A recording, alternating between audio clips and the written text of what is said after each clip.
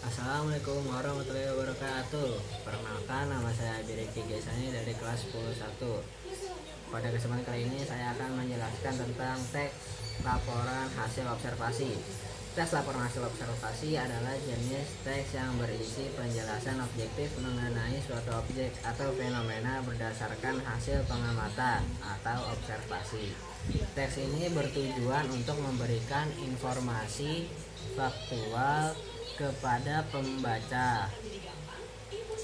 Jadi tentang suatu objek, baik itu berupa makhluk hidup, benda mati, ataupun peristiwa alam.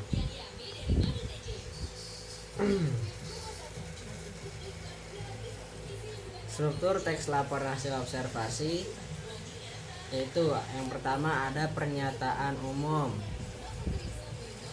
atau klasifikasi. Bagian ini berisi penjelasan umum tentang objek atau fenomena yang diamati, meliputi pengertian, klasifikasi, atau kategori objek tersebut. Deskripsi bagian ini memuat rincian informasi mengenai aspek-aspek atau bagian-bagian dari objek yang diamati. Informasi yang disampaikan meliputi ciri-ciri fisik, fungsi, perilaku, atau sifat-sifatnya.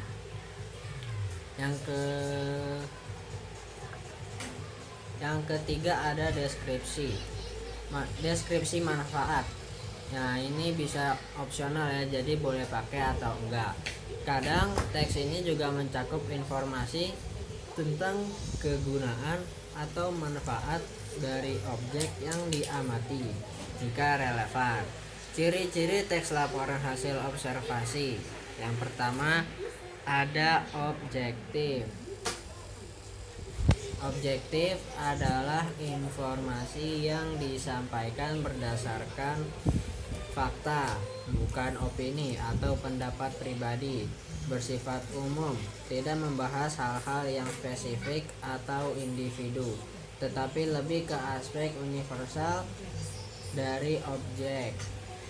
Yang kedua yaitu berbahasa formal, menggunakan kalimat baku dan lugas. Yang ketiga ada struktur logis.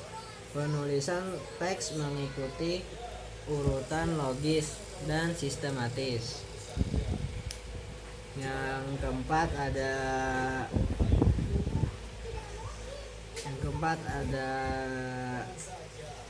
fakta akurat.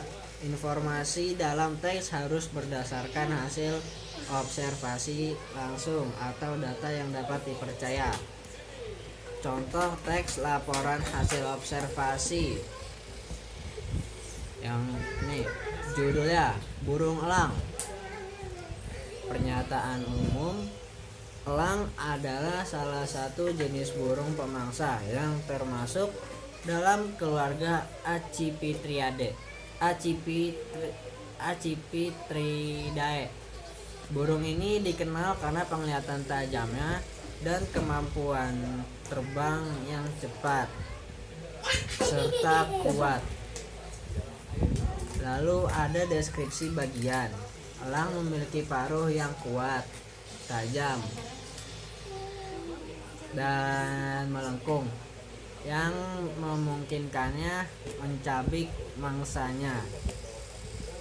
Burung ini juga memiliki cakar yang besar dan kuat untuk menangkap serta memegang mangsanya.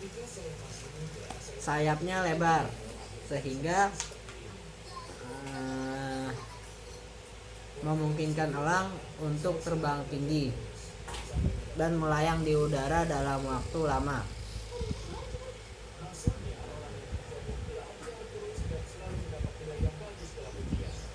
Elang biasanya hidup di pegunungan atau wilayah terbuka yang luas.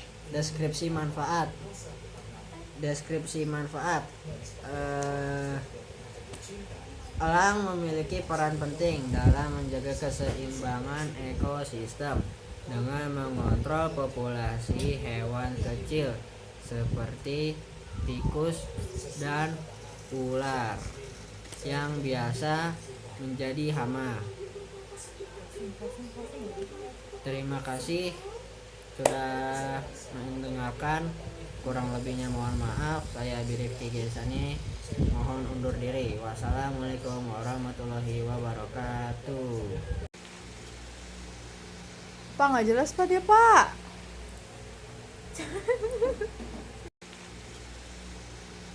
Pak, nggak jelas Pak dia Pak. Assalamualaikum warahmatullahi wabarakatuh. Perkenalkan, nama saya Birifki Gesani dari kelas 10-1. Pada kegiatan kali ini Assalamualaikum warahmatullahi wabarakatuh. Perkenalkan, nama saya Birifki Gesani dari kelas 10-1.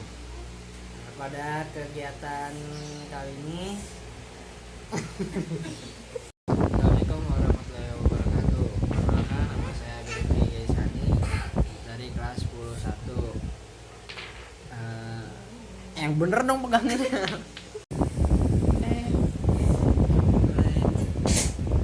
Assalamualaikum warahmatullahi wabarakatuh. Perkenalkan, nama saya Birifki Gesani. Deskripsi manfaat. Nah, ini bersifat opsional. Kadang teks ini juga mencakup informasi tentang kegunaan Ada yang belajar kelempar etik. Sama aja sih. Ini semenit kok. Baru 1 menit. Deskripsi manfaat.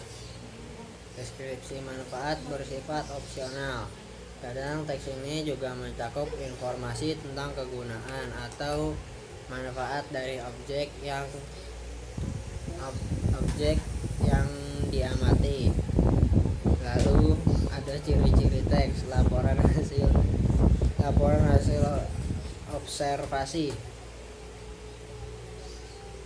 efektif, lalu ada objektif, informasi yang yang disampaikan berdasarkan fakta, bukan opini atau pendapat pribadi. Pura-pura lupa itu Pak. Selanjutnya ada struktur teks laporan hasil observasi. Ada pernyataan umum atau klasifikasi. Bagian ini berisi penjelasan umum tentang objek. Lalu bersifat umum, tidak membahas hal-hal yang spesifik. Sorry ya Bi.